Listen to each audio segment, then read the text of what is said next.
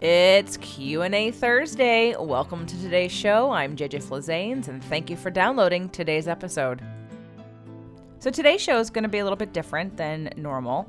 I normally do Q&As on spirit, purpose, and energy, women, men, and relationships, and fit to love, but I don't do Q&As on nutrition and alternative medicine, and this show can actually go on all 4 channels currently. So I wanted to bring you a Q&A that I had that had to deal with nutrition and alternative medicine. And I'm going to answer this question since this show is going to appear on all 4 channels. This was from Jane. And Jane, as you know, I already answered number 2 of your 3 questions. So today I'm going to answer number 1 and 3. So Jane said that she's been a silent student of mine for about 2 years, and something inside of her urged her to contact me. She discovered my blog when she was trying to leave a 6-year relationship. She's been listening to all my podcasts. She's on the Manifestation Challenge. She bought the virtual ticket to the next big step. And so with all this information, now she's got a few very specific questions. So the first question on this list: I'm thinking of slowly transitioning to gluten and dairy-free. However, my love for certain food is delaying it a bit. If I reduced my intake of gluten and dairy significantly and only eat them once in a while, say once a month or so, would I still get the benefit? Or is it when I fully stop when I get the benefit? So this week, I have had an interesting reading, if you will, from a medical intuitive that I am working with currently, and it had to do with wheat. So while I am still gluten-free, and I am supportive of people being gluten-free and wanting to educate you on testing your own body, when it comes down to it, and Jane, if you have the next big step, I would invite you to go back to that program and learn how to muscle test yourself. We did it on day 1. Lisa Thomas led a session where we were learning how to muscle test ourselves in different ways. And by the way, the muscle testing segment is on every one of my virtual tickets, and all of them will be available at some point in the near future for you to purchase. Muscle testing is probably one of the best ways for us to test very specifically nutritional supplements, foods, and just anything, products that you can, so that you know that your body is going to receive it. So while there are so many scientific studies up to date, new books coming out all the time about grain and gluten, and again, it's not really the gluten that's the problem, it's the pesticides used in the farming of gluten. And so by default, we're all eating certain pesticides and poisons. I mean, think about pesticides for a second. They're poisons designed to kill animals and bugs. What do you think they do to us?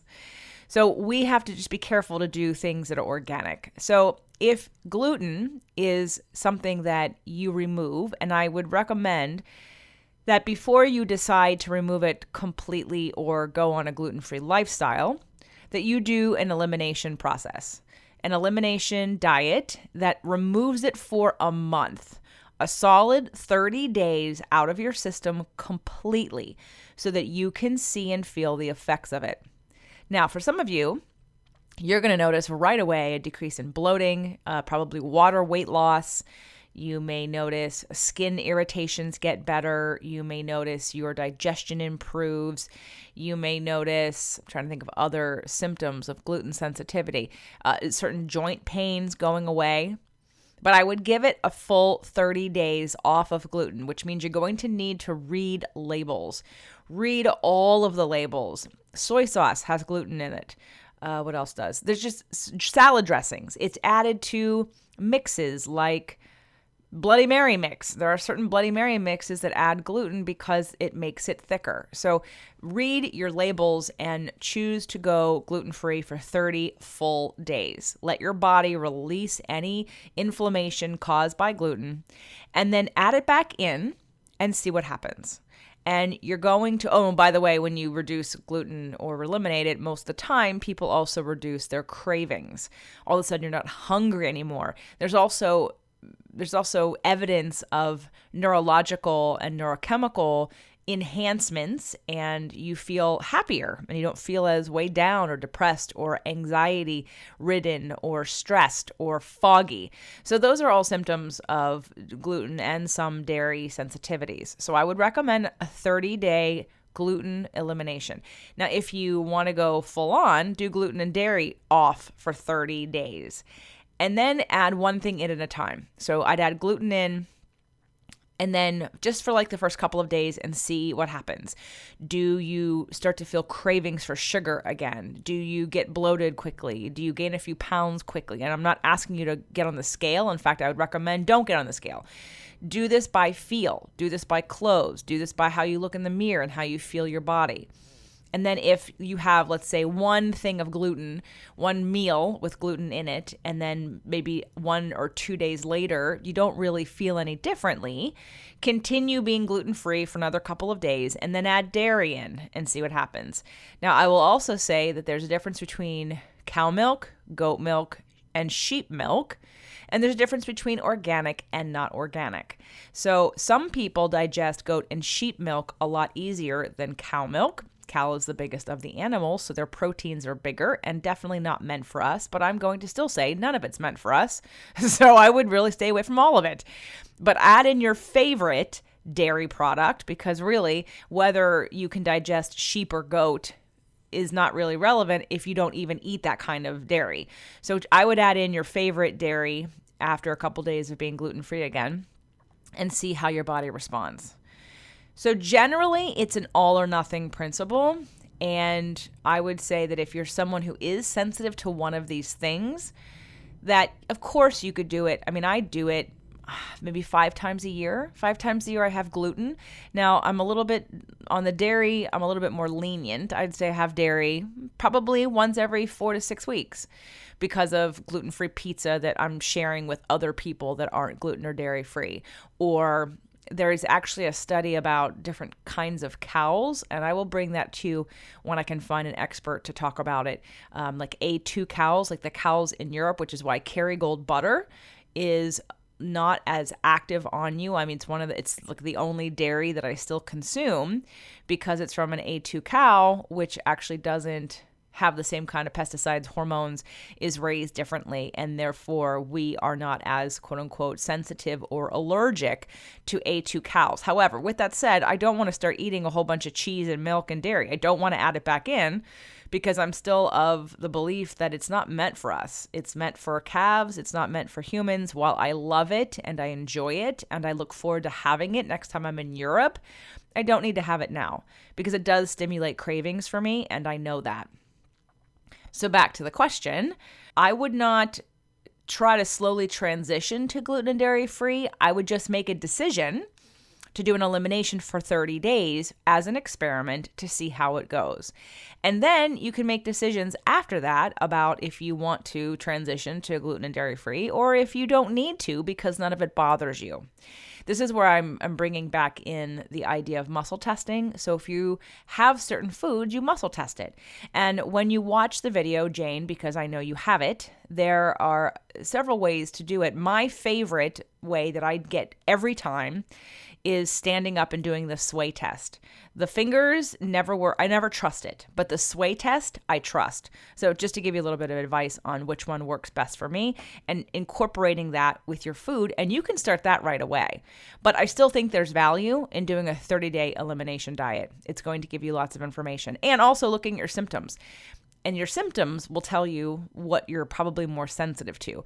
Dairy often produces constipation, although for some people, diarrhea, gas. Dairy definitely has eczema and skin issues attached to it. Dairy for me is having congestion and mucus and coughing more and having to blow my nose more, for sure. So those are some of the symptoms. All right, so that was question number 1, which is why we're starting this show on nutrition and alternative medicine, because ultimately each body is different. All of you have different enzymes and produce different enzymes. Some of you have really good gut bacteria and some of you don't. And that's going to help or hurt how you break down your food. So while I'm not going to tell everybody to be gluten-free. I really don't see there's any benefit in eating it, quite honestly. There's nothing that we necessarily get from it that we need that we can't get from something else. And I'm a big fan of avoiding pesticides. And I would rather have my grain/carbs in the form of a glass of wine or a paleo pancake than I would in a piece of bread that may not be so special. However, occasionally, like I said, 5 times a year, I'll have there's a sourdough bread at a local restaurant that is amazing. Now, I've eaten there many times and not had the bread, but there are times where I specifically go there and give myself permission to have the bread. And you have to decide for yourself what feels good. You don't have to be all or nothing, but if we're looking at symptoms of your body, we're looking at how your body responds to certain foods, and you're looking for long-term healing cravings or weight loss. Now that's a different conversation. If we're just talking about health in general, learn to muscle test yourself, test your food, and see what works in your body. If you're trying to reduce cravings, any inflammatory foods help to produce cravings. And so we don't want to have that because it makes it harder for you not to emotionally eat or not to overeat when you are constantly fueling the fire of inflammation. Question number 2, I already answered on a different podcast, so I'm going to skip it. Question number 3. Okay, question number 3 is really more appropriate for women, men in relationships, spirit, purpose, and energy, and fit to love. However, I'm going to leave it here because the reason why you might be listening to nutrition and alternative medicine is to get information on how to live differently. And while that is still very useful and I support it, it's where I started, it's where I'm always going to live in terms of finding alternative ways to treat and heal things that are more natural or not produced in a lab somewhere or go against sort of our natural healing processes. The fact is we all have relationships, and our emotions create our biology. And there's a book called Biology of Belief by Bruce Lipton. And as I'm saying that now, I probably need to reach out to him and have him on the show. It'll force me to read the book. Half of me doesn't want to read it because I get it. And I'm like, okay, yeah, it's that simple. You have a biology of belief. Your belief systems, your thought processes all influence your biology. Do we really need to know more about that? But I bought the book in order to argue with someone who was a skeptic about emotions and feelings and spirituality and things like that. And of course, I didn't read it because I don't want to argue with anybody. You can believe whatever you want to believe. I don't really care. It's your life. I want to influence those who are looking for better answers than the ones that they currently have because they don't like the results that your current belief system is providing for you. So question number 3 is more of a relationship. It's a relationship question. As soon as I came back from meditation, I was faced with big shifts in my life. The guy I had been dating decided to move back to Spain. My family's visit made me emotional and homesick. I'm having to move out of my house due to my roommate and have no place to go. I think the universe is clearing emotions and situations that no longer serve me. Even knowing this, I can't surrender to receive what is right for me to come. I'm stressed mostly about finding a place to live and can't seem to stop looking for ads day and night. I'm struggling to find the balance between surrendering and letting the universe bring what is right versus taking actions so you are led to the right opportunities. Jane, first of all, I apologize that I did not get to this question sooner because I'm imagining that you probably have found some kind of situation from the time that you wrote me this. But if you haven't, and even if you have, this is still going to be applicable. So first of all, your comment about I think the universe is clearing emotional situations that no longer serve me. I recently had a situation where we invited some like-minded friends and business owners to gather together in a mastermind. And there's several levels that I want to play with people on. And obviously there's a food and nutrition, alternative medicine point. There's a spiritual point. There's a business, entrepreneurial, creative, freedom, empowerment point. And I want to weave them all together. I mean, that's why I have my events. You've been part of the next big step. So I do everything from science to woo-woo. And that's how I like it. And so this group you think is a bunch of high-level, high-earning entrepreneurs, high motivation. And I'm not saying they're not that, but one thing led to another, and one by one, they were taking themselves out. Now, mind you, everybody agreed to this, situation at the beginning. It was stated exactly what was expected, from costs to participation to dates to locations. Everything was mapped out and everyone said yes. Well, as life has unfolded, people were taking themselves out. And it was frustrating for Doug more than me at first. I mean, I guess, no, I should say that it was frustrating for me. And then it became more frustrating to him and less frustrating to me because I saw the pattern in my life. I saw the pattern where I kind of come in and say, I want to do this and I'm going to try to gather like-minded people to do it, and I'm not going to claim or step into any kind of leadership role or ask to be compensated or any of that kind of stuff. And I've done it from literally my meetup groups, which my meetup groups turned into Releasing What Weighs You Down. And I could barely gather 5 or 10 people for free to come together to do dyads and certain practices that we had that I wanted to facilitate in my meetups. Yet now I have people who are paying over $1,000 to come play with me for a weekend, and they are getting the value, and they're doing it because they want the results. And they are showing up having known a little bit more about me and my process and my goals and what I want for you and why I'm putting this together. And so it forced me to realize that when I'm playing too small. So my meetup group was me playing too small. My meetup group was saying, who lives near me that is interested in these things? Now, I did meet some friends, but again, I didn't play big enough, and it showed in how sort of it all, after about a year, I gave up on trying. I gave up on trying to bring people together. People don't value something they don't have to stretch for. People don't value something they don't pay for. People don't value, or sometimes people don't hold themselves in an accountable way like someone else might. And so I learned that I did not play big enough. And when I stepped into Releasing What Weighs You Down, I got it. Now, I didn't get it completely. It took me till the next big step to get it. At the next big step, I got more and more clear about my need to continue to grow and expand and claim what it is that I need. So back to this mastermind program, one by one, as certain people started to drop out or question things, I thought it's happening again. It is happening again. I am not supposed to hold this in this kind of way.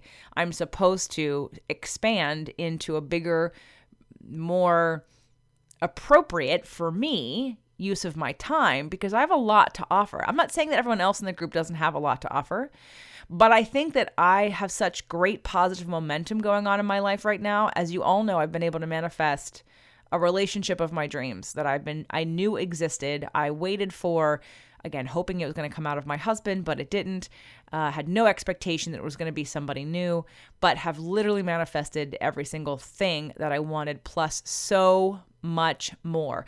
The universe delivered to me something more than I could have asked for. I wouldn't have asked for it because I didn't know if it was possible. And again, trying to get it out of my husband, he wasn't an entrepreneur, and I didn't think he ever would be. So I didn't ask for that because I was okay with him not being.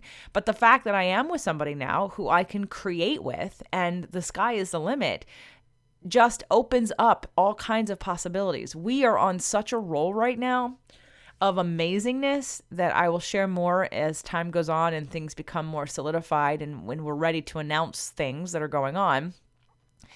But what I'm going to say is I agree with you about the universe clearing situations that no longer serve you. But it doesn't mean it's not uncomfortable. And it doesn't mean you're not upset about it, because I wasn't really happy about this whole mastermind thing at first because I thought this is really frustrating. But after you experience the frustration and the sadness and the fear, I want you to remember and ask yourself, what is it that needs to happen next? How am I being pushed to grow? Because again, speaking of which, I'm going to announce here, because since this is on every channel, I am going to be interviewing Dr. Eben Alexander. For those of you that don't know who he is, he wrote Proof of Heaven. Beautiful book. He was on Super Soul Sunday several years ago.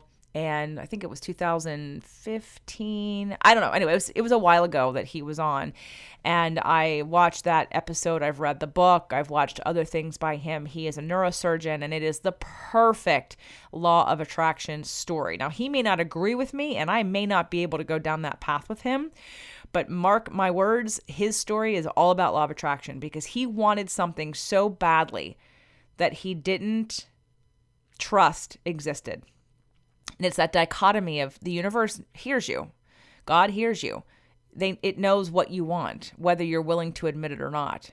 And he manifested the perfect situation for him to experience what he wanted so badly. He wasn't willing to go there, so he created a situation. He manifested the perfect, nearly fatal situation for him to experience that which he wanted so badly, but yet had talked himself into believing wasn't possible. So I would ask yourself, everyone, if you're in a situation where you're uncomfortable, how did I attract this? What is it that I really, really want that I'm afraid to admit to because maybe I don't think I can have it? And how is this situation getting me there? How is this situation pushing me into and out of my comfort zone into the next phase of something I want, but I didn't know how to get, or I wasn't willing to ask for? I'm going to tell you one more story. I had a friend once who she was afraid to quit her job when she got engaged to her now husband. She wanted to quit her job. She wanted to focus on having babies right away. And she didn't want to quit her job because I asked her why. And she said, because I'm afraid of what his parents will say. And I thought to myself, well, I get it, but that's a lame reason to hate to stay in a job you hate. Like, why? But this was the choice. So what happened? She manifested an ectopic pregnancy, which put her in the hospital on bed rest, which forced her to quit. So by default, she manifested the perfect situation, because now she doesn't have to explain to anybody. She doesn't have to defend herself in any way, because she's on bed rest. And a doctor told her she had to quit her job because she had to be on bed rest. Now, my question to you is, that's okay. That's her path, and it may be yours. But look at how you've not you, just Jane, everybody. Look at how you've attracted certain things. Are you the person who says you want something, but you're unwilling to take the necessary steps to get it because you're too afraid of the consequences of other people in your life who are either going to yell at you or challenge you or guilt trip you or shame you? I get it.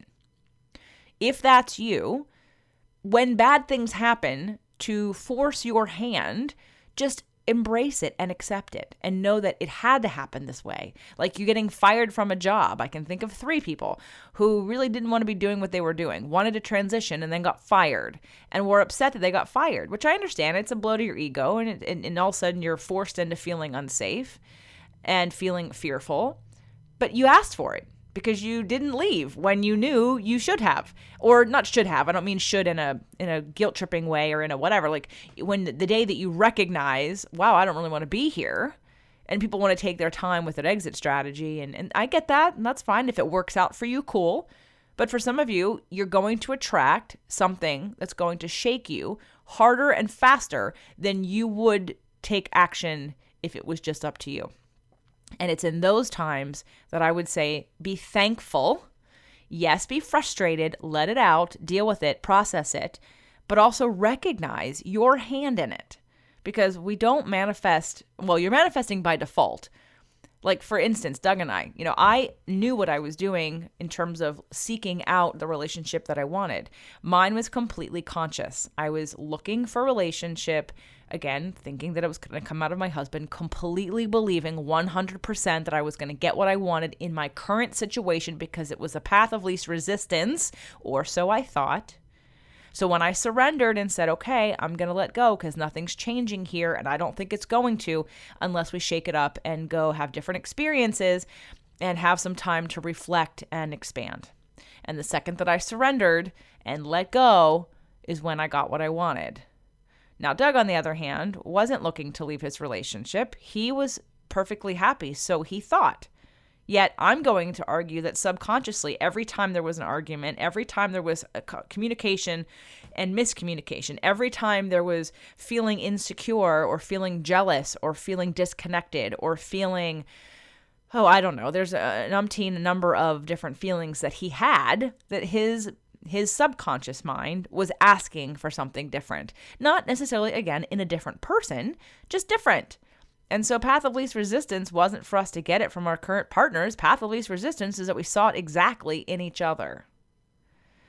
So the question is struggling to find the balance between surrendering and letting the universe bring what is right versus taking action so that you're led to the right opportunities. The only action that is worth taking, and I'm not saying don't go find an apartment or don't be looking, of course.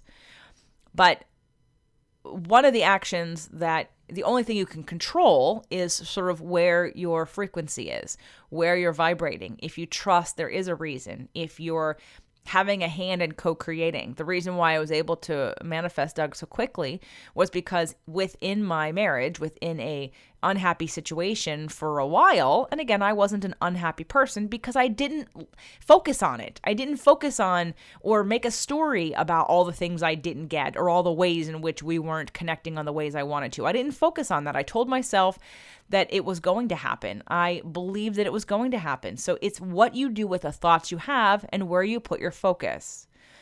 So the action that you take first and foremost, yes, you surrender. You surrender to your intuition. You surrender to the things that are going on that you can't control. But when you get down to what you can control, you absolutely can control what you focus on. So I'm about ready to today. I'm recording this on Sunday, the 17th of February. And today was supposed to be a healing day for me, and it still might be. And in the last 24 hours, it has come to my attention, my realization about an area that I need to focus on to allow myself to grieve and to release and to move forward, is in the sadness that still remains about my relationship, about my soon-to-be ex-husband. And what got really clear to me yesterday wasn't about the situation, because I'm happy and I know I'm where I'm supposed to be. It's that I'm sad for him, and I have sadness and fear. And not because I don't trust or believe in his path or his process, I do. But unfortunately, the story I've been telling myself creates this fear and sadness.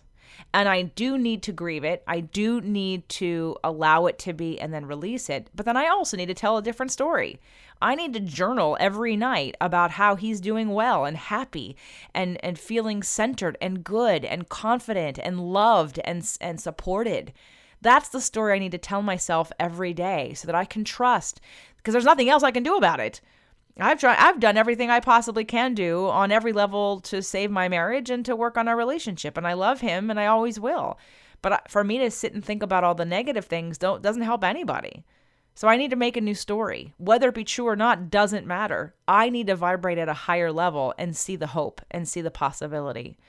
So when it comes to surrendering, you surrender, but the action steps you take are to journal, to make your list of positive aspects, to focus on visualization, to read success stories of other people, to know that miracles and things happen all the time. We don't know what we don't know. Examine your belief systems and decide that the story you're telling yourself, probably over and over again, isn't serving you. Decide to tell a new story, because guess what? The first one's not true anyway. So are you addicted to your beliefs? Are you addicted to telling the same story over and over again? I'm not saying this to you, Jane. This is to everybody. But generally speaking, the balance of surrendering is to do a practice and to do what you can to get into alignment with what you want, to create it, to see it, to feel it, to believe it's possible. And if you're reaching too far and you don't believe it's possible, then scale back. Because some of you reach really, really far because you think that money or a house or a relationship is going to make you happy. So you go to that place, but what you just keep activating is the lack of having it. You're actually not helping yourself at all because you don't really believe it. The reason I've been successful is because I really believed it. I mean, we're going to talk about money here in the next couple of months, because the one other aspect that I can't wait to share with you is how how some of my behaviors scare the crap out of people in terms of my financial future. They go, oh my God, what is she doing? Why isn't she doing this? And they would never, ever think about acting the way that I act or believe. But I honestly know exactly and believe exactly in my path, and it is unfolding exactly how I envisioned it. I knew that it would, and not that I knew that it would, I trusted that it would. I didn't know when, I didn't know how, but it is. But it's because I actually believe what I freaking say. I don't secretly have fear that I'm denying. I actually believe all the things that I feel and think and say. It's other people around me who challenge it because they have fear, because they don't believe what I think and feel and say. Okay, so I'm being called by my kitten. She is now awake and taking over my desk. So, Jane, I hope this was helpful to you and helpful to the rest of you. And as a reminder, we are doing a free 30-day manifestation challenge starting in March. You have to be registered by February 25th to get involved, so you can get into the Facebook group and watch some of the earlier videos to answer some of the questions I know you're going to come in with. If you're interested in joining us for the March 30-day manifestation challenge, please sign up. Go to jjflazanes.com/30day. That's 30day. Again, jjflazanes.com/30day. The next one won't be till September, and I'm wishing you all a wonderful rest of your week and weekend, and I'll see you back here soon.